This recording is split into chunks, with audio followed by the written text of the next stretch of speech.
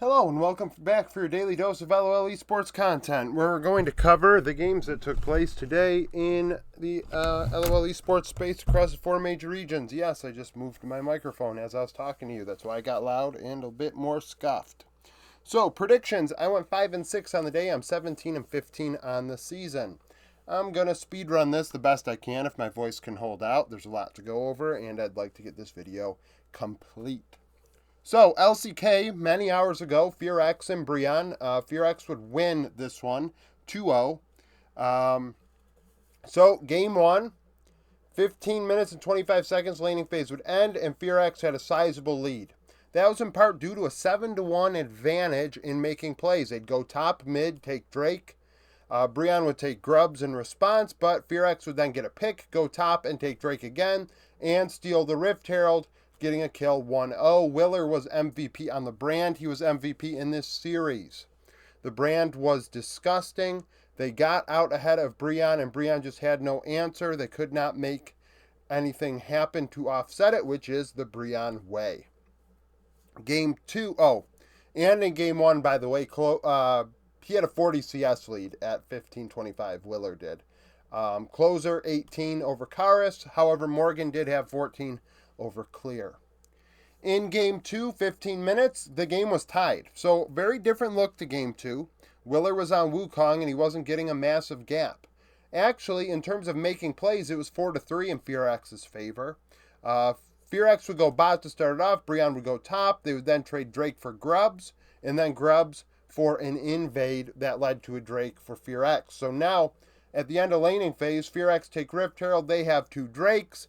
Brian have all these Grubs, but they can't do anything with it. And it is tied. In terms of CS diff, Willer is still had 14 CS over Gideon.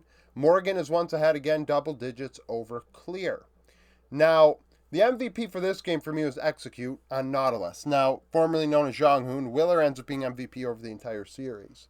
But I thought he was super impactful in those mid-game team fights that made the difference. His Nautilus landing the right hooks, and frankly, it was the difference, I thought. I thought that because he was able to hook the right targets, win some key battles, they were able to run away with it. So Closer went 6-1 and 15, 28% of damage. Willer 13-0-14. Morgan led the way for Brian 3-6-3, 31% of damage and the loss. Afterwards, we had Nongshim and Genji. So this one, a lot more lopsided on paper. But in terms of what actually occurred in these games, I thought Nongshim played very well. It was an impressive series after a series against DRX that I thought that was a bit sloppy out of them. For game one, 15-minute laning phase with Genji up 2.5k. A lot of that being in the top lane. So Keen ends up being MVP, playing Darius and Olaf. It made it seem like Adam was out there for Genji, to be honest with you. It started off with Genji going top, ensuring Keen got ahead over Dindin's Udyr. Nongshim would go bot in response, and it was clear that Nongshim were attempting to get Jiwoo ahead. He ends up leading the team in damage, but gets caught out, doesn't really have the oomph that Pays did in this one, even though Pays was facing a lot of the pressure. Genji would take bot. Nongshim would go bot again. Genji would take Grubs. Nongshim would go bot. Jesus Christ.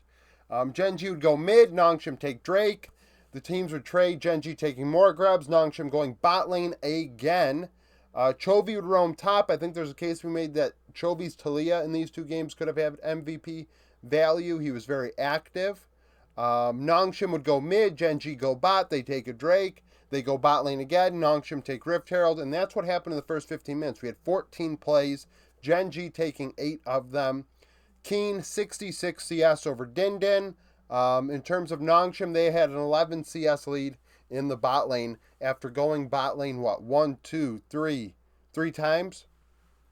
I mean, that's not enough, right? You need more CS, a bigger advantage there.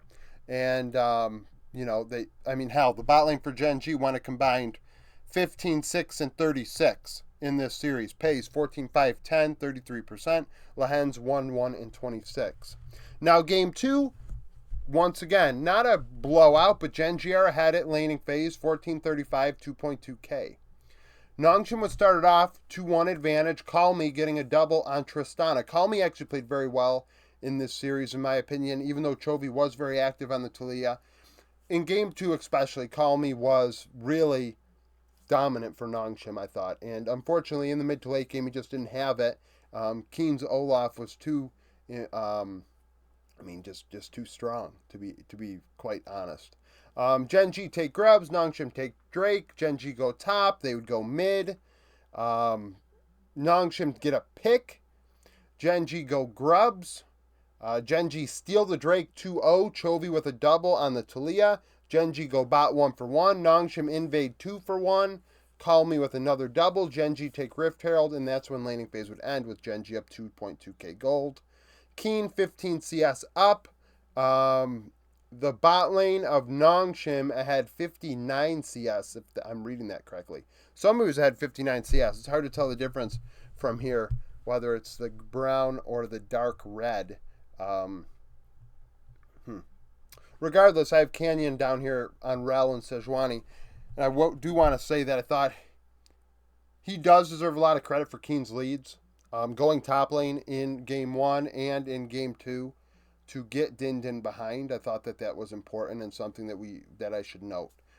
Because, last year we think of Canyon and how he was, there were rumors that he just didn't like the meta, didn't want to play dog junglers, and frankly, he's playing dog junglers and doing his job. And I said it, I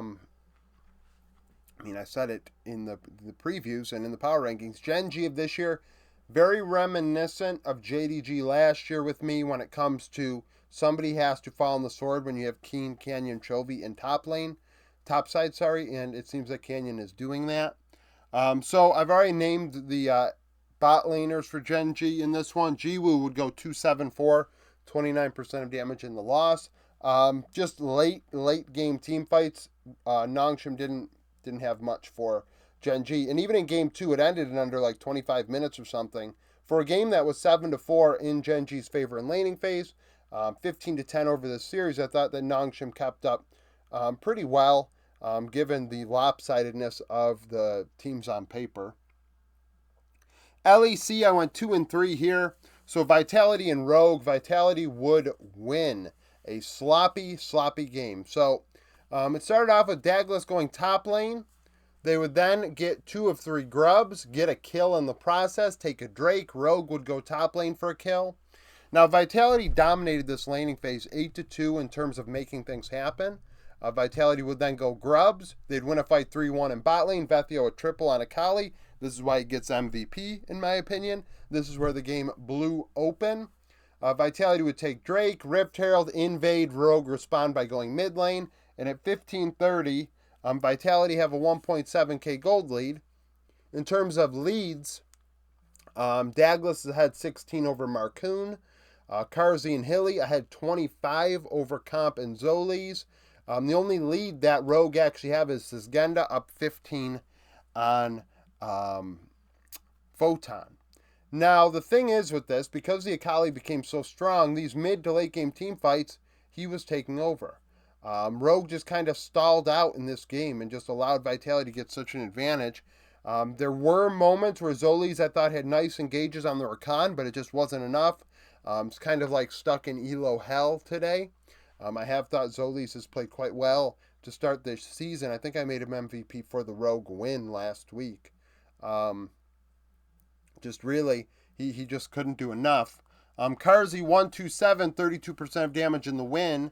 Vethio 701 as well. Comp 230, 30% of damage in the loss. Afterwards, Heretics SK. Heretics would win. Perks was MVP. No, Yankos was MVP for me on Xin Zhao. Frankly, I think anybody could have been MVP. They asked Flackett after the game, who did he think should have gotten it? And he was like, I guess Yankos because he's an old man. But at the same time, he really couldn't put a finger on who it was that was the difference maker. And I think that that's pretty accurate because it was a game where SK actually really opened it up in the early game.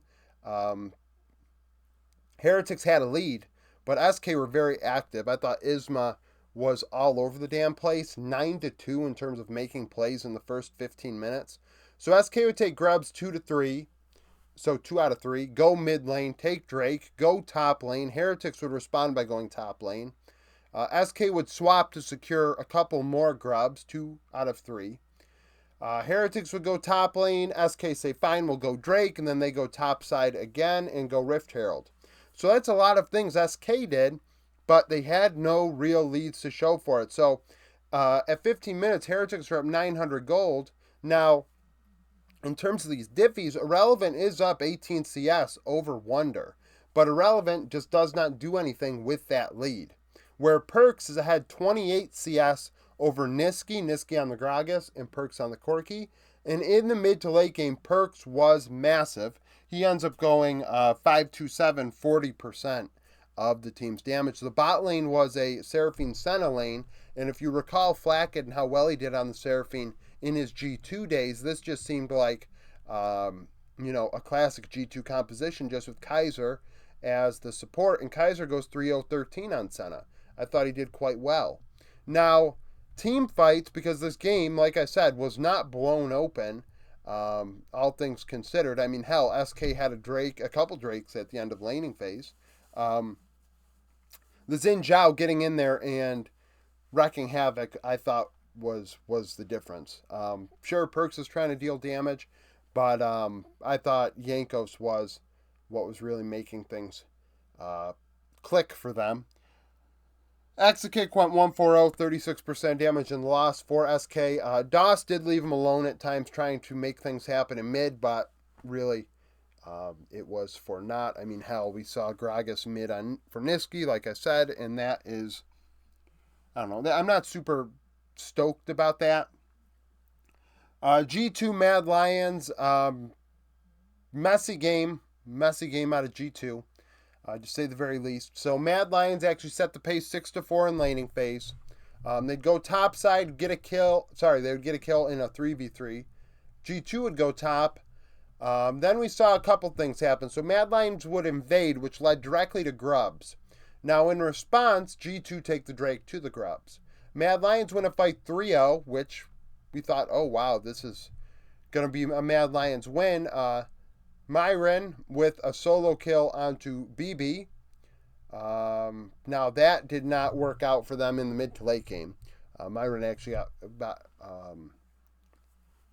picked off a few times in the side lane. Rookie mistakes at the LEC level, that's going to happen, and that's kind of what people need to see when you have ERL players come up into the major regions. There are going to be plays and angles that they're not used to really preparing for.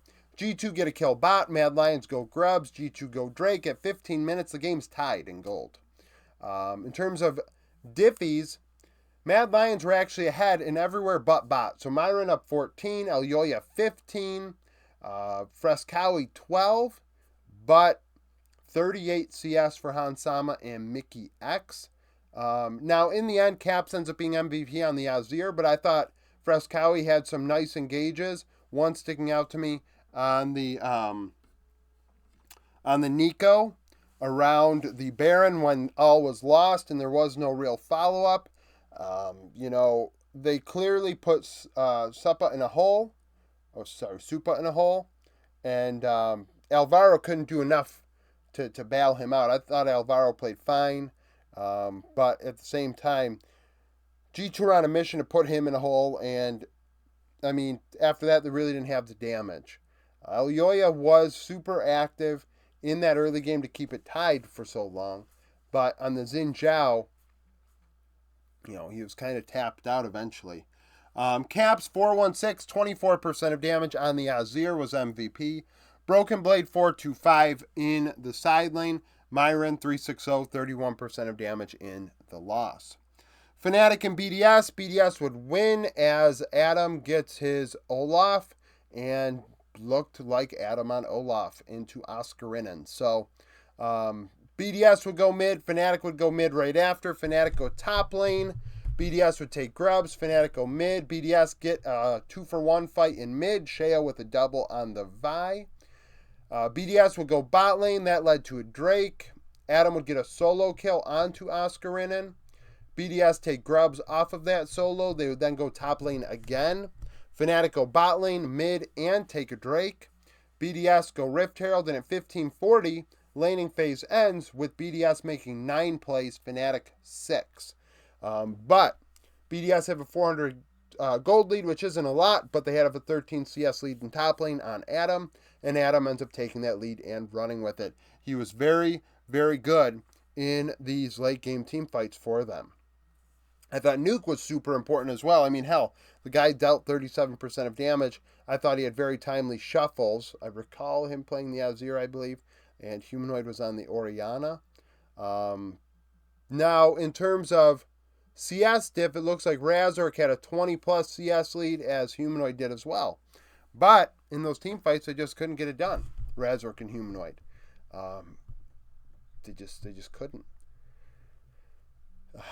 June was all over the place too, very active on the Rel, but I thought it was one of June's better games, to be honest with you. The team is not on the same page. It was messy, it was sloppy. Nuke went 627, 37% of damage. Adam 509 on that Olaf. Noah 225, 31% of damage in the loss. And then lastly, we have Carmine Corp and Giants X. Giants X win this one. A slow laning phase. Actually, KC set the pace 5-1, but had a 400 gold deficit at 17 minutes. So KC would take Grubs, Giants X would take Drake, and that's all Giant X really did. KC would end up swapping lanes to secure a couple more Grubs. They would get a Drake in a 1-for-1 team fight, and then they would take a Rift Herald. So at the end of laning phase, actually, they had a 17 CS lead for Seiken, and I thought Seiken did a lot better than people give him credit for in this one. Over 40% of KC's damage. Upset, once again, being a KDA player, going like 2-1-2 or some shit with like no damage. That is who he is. They were playing against a Senna Seraphine bot lane, and unfortunately, although that is super meta, I just simply don't see KC ever doing that because of the ego in the AD carry role. It's never happened. It's been meta before. I understand he's a really good player, but when something's super OP, I mean, you can't just leave it up, right? So, top side, Ottawamne, 14 CS lead. Cabo really struggling in this one again. And then Bo on the Vi into this face-off. Peach up 20 CS, but Bo just, once again, dying a handful of times or more, kind of like protesting his pick. I don't get it. You got to do what you got to do. You won 10 games in the LPL, and everyone just thinks that the guy should be allowed to do whatever he wants. I don't get it. I really don't. Now, Jackie's on the Akali, super, super nasty. In these team fights, ends up leading the team in damage, going 7-4, 25%. Peach 3-0-10, as he really secured team fights as well. Seiken 1-3-2, 44% of damage in the loss. Just KC look out of place. Jokingly on the Discord, because I like stoking that beehive. Astralis died for this, right? So the records are what they are, right? They're the same after week 1. Well, hell, KC are 0-4 now. Well, I don't know if Astralis lost game 4 of winter last year. LCS, 100 Thieves, Team Liquid. So this was an interesting matchup. It's one that I really wanted to watch. I wanted to see how Sniper and Quid would do, as well as Meech for 100 Thieves. And it didn't disappoint. Sniper going Riven in top lane. We saw Quid on Yone. River very active on the Vi. He ends up being my MVP. TL set the pace in the laning phase, though, making 7 plays to 100 Thieves 5. So TL would go top lane. They would get a 2v2 kill as they are taking grubs. And 100 Thieves would go mid, all pretty much simultaneously. TL would then go mid, and then we had another instance where a bunch of crap happened at once, where TL would go bot. They would take a Drake raid off of that, as 100 Thieves went mid lane themselves. 100 Thieves then go top. They take a couple grubs. They get a pick. TL take a Drake. Laning phase ends at 15-20. But 100 Thieves have a lead in all lanes of the Rift. They're up 14 in top lane, 25 in mid lane. Quid gapping APA on the Ziggs. He looked very nervous out there. River picking him out of team fights very well on the Vi. Honestly, that's why I made him MVP. There was a key mid-game team fight where he picked him off, and it was just like all by himself. I think it was a solo. Excuse me, I really think it was a solo kill, if I recall correctly. And that was just kind of the deal. River was on a mission. He was picking his targets well. And there was just no damage for TL after that. It just really wasn't there. APA ends up leading the team in damage with over 30%. Once he's dead, there's nothing left. So Quid 504, 26% of damage in the win. Meech 417, APA 263, 33% of damage in the loss. After that, NRG C9. C9 crush him. There was a long pause in this one that probably wasn't necessary. The game was over. Kind of just stalled out everyone's time. So laning phase was C9 favored 5-2. They would go Grubs, NRG go Drake. C9 would take Grubs and then go mid. NRG want to fight 2-1. C9 would take a Drake and Rift Herald at end. A laning phase up 1.6k gold. Blabber up 30 CS on contracts. Fudge up 19 on Dokla. Bot lane for NRG up 23. Do give them their flowers. They did have an advantage. Now, Jojo on the Azir was super good. But Blabber ends up getting the MVP for me on Viego. I thought that he really altered team fights and even piloting the souls of previous champions. He found timely opportunities with those. Really, it's hard to not pick the guy with over 40% damage, but I thought Blabber was the facilitator that got that going anyways by going mid lane and assisting. Jojo, Fudge 004 on Udyr. I think he was on Udyr. And just solo laning, just on a mission, split pushing as the game was ending. I mean, 4 out of 14 KP. He was on an island in this one. FBI 322, 39% of damage in the loss. FlyQuest and Shopify Rebellion. FlyQuest win. This was an ugly, ugly game, to say the very least. Wild Turtle playing for Bvoy as Bvoy's visa has issues, and Wild Turtle looked pretty damn good in this one. Insanity on the Zac. Played like he was insane. For good and for worse. So, 14:30 laning phase would end with FlyQuest up 1.7k. They made 7 plays to Shopify 6. Flywood started off pretty aggressive, invading. Bwippo was actually invading on top side into Boogie. Fly would then go mid. They would take Grubs as Shopify take a Drake. Shopify would trade mid. Do something in mid. Shopify would go bot lane. Then they would go 1-0 in mid lane again. FlyQuest take Grubs. Shopify would go Drake. FlyQuest would go mid. Bwippo solo killed Fake God. And then Wild Turtle would get a solo kill onto Masu. At the end of laning phase, it looks, let's see here. Yeah, Inspired 16 CS on Poppy ahead of Boogie. And then Jensen had 20 on Insanity. Honestly, I want to make Insanity MVP because he played Zac mid and played aggressive and fun, and it was a fun game.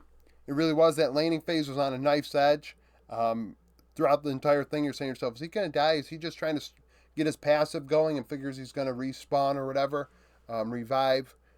Didn't end up happening. I thought Bwippo in team fights had some really nice moments, and at the same time, he got picked off in the side lane. That was like, oh, yeah, that's right. That's the other side of Bwippo. So, tough to pick him as MVP. In the end, I probably would have to go Inspired on the Poppy. I thought Jensen did well on the Orianna. He leads the team in damage, 428, 27%, but Inspired 415 on the Poppy was also impactful. I thought he got the right targets out of team fights with his hammer.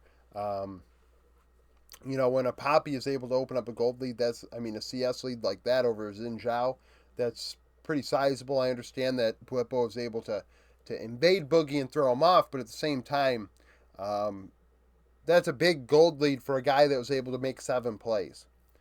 Or at least a team that made 7 plays. And FlyQuest went mid multiple times.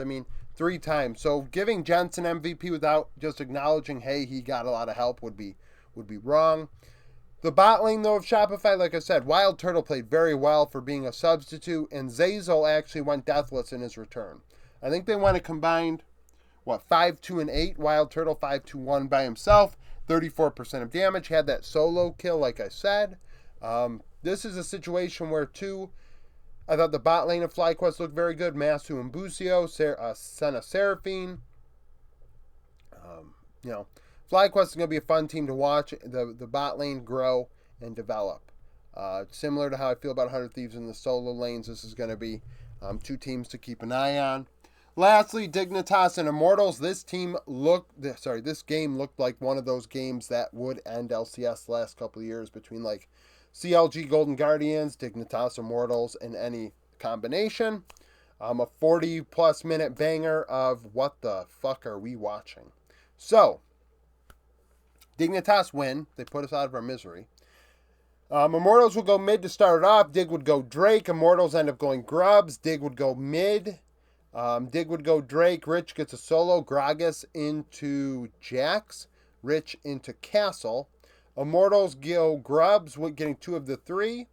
Immortals then get a kill, go take Drake. Dignitas would ace 5-2 after that. Drake, XU with a double on Vi. He ends up being MVP for me. I thought that his Vi, just like Rivers, was picking up the right targets.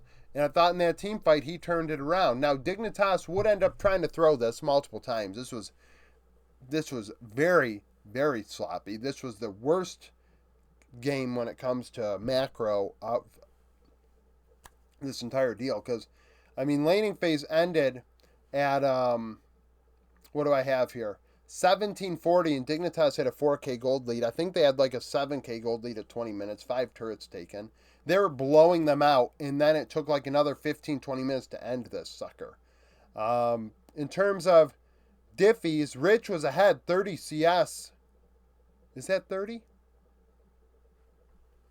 Hope it's 30 and not 3. There's a big difference between the two, right? I thought Rich was very good, so I think he had 30 CS lead over Castle.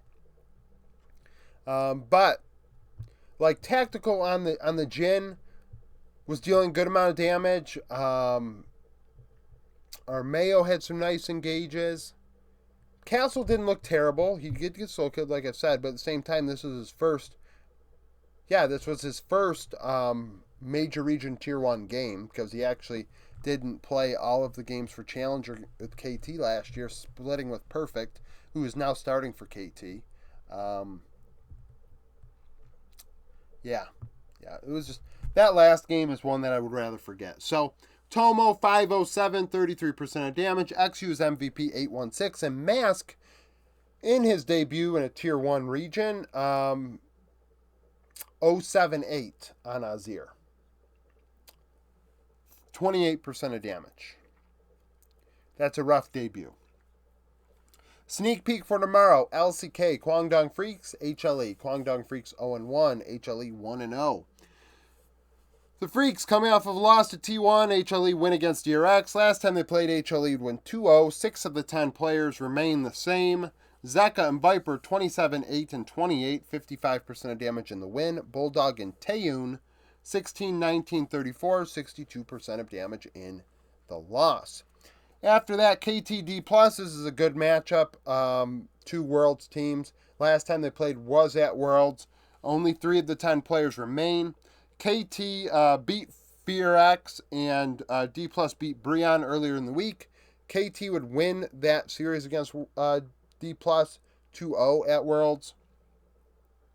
BDD went 5-5-12, 22% of damage. Showmaker 5-6-12, 22% of damage as well. So pretty damn good mirroring there when it comes to KDA and damage of those two. LEC, Mad Lions BDS. They've never played. Now, the last time Mad Lions played BDS at Worlds, when it wasn't Mad Lions Koi, Elyoya would go 318, 18% of damage in the win. Sheo 046, only 8% of damage in the loss. Rogue and Fnatic, last time they played in 2022, Rogue would win 3-1. 4 of the 10 starters are the same. Larson went 18-5 and 32, 29% of damage in the win.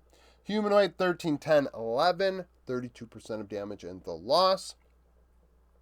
G2 and Heretics, last time they played, G2 would win. 7 of the 10 players remain. Yike and Hansama, 7-4-14, 58%. Yankos Flackhead, 6-5-6, 47%. I'm just going to move here. Am I still on the screen? Yes, I am. Giant X and SK, they've never played. But when Excel played SK last year, Odoamne and Patrick would go 17-9 and 35, 45% of damage in the win. Relevant Nexikick, 15-11 and 27, 50% of damage in the loss. I believe this was a best of 3. Casey and Vitality, they've never played at this level. Carzzy and Upset, when they played each other the last time, Carzzy would go 3-3-7, 29% of damage in the win. Upset 2-1-2, 24% of damage in a loss. Now finally, LCS sneak peek for tomorrow. Team Liquid, Shopify Rebellion. When this team was TSM, they would beat TL. Insanity and Wild Turtle, 14-6-19, 61% of damage. APA Eon, 6-9-6, 46% of damage in the loss. Cloud9 and 100 Thieves. 4 of the 10 players remain from the last time they played, but no matchup. So, we're going to look at JoJo and Quid the last time they played. JoJo, 4-1-8, 35%. Quid, 1-4-2, 29%. JoJo would win that one. FlyQuest and Immortals. 1 player remains of the 10 that started that game. It's tactical, and he lost. He went 6-3-2, 37% of damage. Excuse me. Lastly, Dignitas NRG. 6 of the 10 players are the same. Dokla FBI, 15-4 and 28 for 53% of damage in the win. Rich and Tomo, 6-9-13, 50% of damage in the loss. So that's it for the video. Thank you for watching. If you liked the video, like it. Subscribe to the channel for daily League of Legends content. Follow me on Twitter. Join the Discord. Become a YouTube supporter. And hope to see you again tomorrow.